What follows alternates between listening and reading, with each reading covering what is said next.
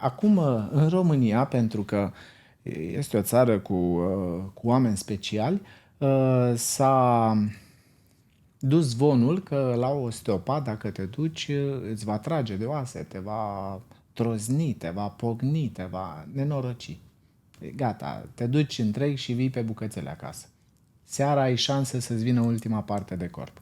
Să-ți bată la ușă și să zică, am venit și eu în sfârșit, m-a lăsat. De ce? Pentru că osteopatia nu este chiropractică. Da?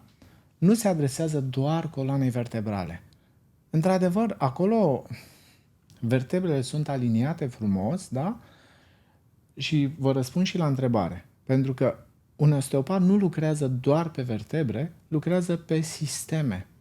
Avem sistem muscular, sistem nervos, sistem vascular, sistem venos și arterial, adică vascular, da? Avem organe, viscere și nu lucrăm doar pe coloana vertebrală. Coloana vertebrală este o claviatură de pian pe care noi o folosim să anamnezăm. Doare aici, doare aici, doare aici. În regulă. De ce doare aici? Asta e întrebarea pe care o pune un osteopat. Un chiropractor zice, o așez eu. E la stânga, e la dreapta, o așez eu, o fac eu să meargă. Ai rezolvat ceva? Răspunsul unui osteopat. Nu. N-ai rezolvat nimic. Ai rezolvat o clapă de pian. Ai apăsat pe ea, ți-a dat un sunet, când ai luat degetul, mai sună un pic, pacientul pleacă, mai sună un pic sunetul respectiv, după aceea se oprește și o iei de la capăt, ca pacient. Ca și chiropractor, trebuie să repezi procedura. De câte ori, nu știu dacă știți, dar chiropractica se aplică de foarte multe ori. De exemplu, o vertebră blocată e de blocat o dată, de 2 ori, de 5 ori, de 10 ori. Și chiar și de 20 de ori, am auzit și de 40 de ori. Eu, dacă fac așa ceva, eu nu mă numesc osteopat. Și atunci nu fac această manipulare vertebrală de 40 de ori sau de 20 de ori. Eu mă adresez cauzei, că am pus întrebarea de ce această vertebră intră în suferință. De ce să ne gândim numai la oase? Pentru că luăm cuvântul osteopatie mot-a-mot, osteo, care înseamnă os, și patie de la patos, patologic, da? Care înseamnă o disfuncție, chiar o patologie osoasă. Asta ar însemna cuvântul osteopatie.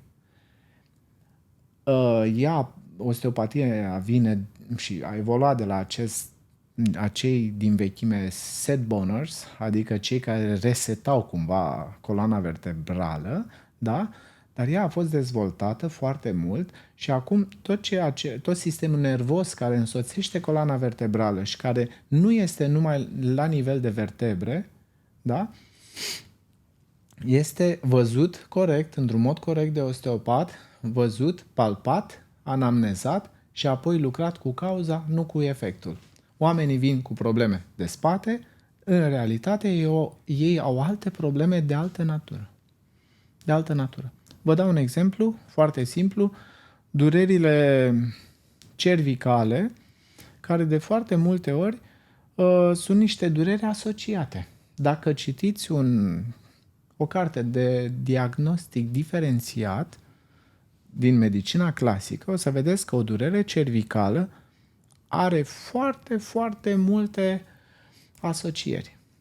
Și atunci, de ce eu ca osteopat mă duc și vreau eu repede să manipulez un cervical care nu are de fapt nicio treabă, care poate să nu aibă nicio treabă cu durerea aceea de cervical? Pentru că, de exemplu, este o disfuncție a vezicii biliare și eu mă duc repede să tratez cervicalul.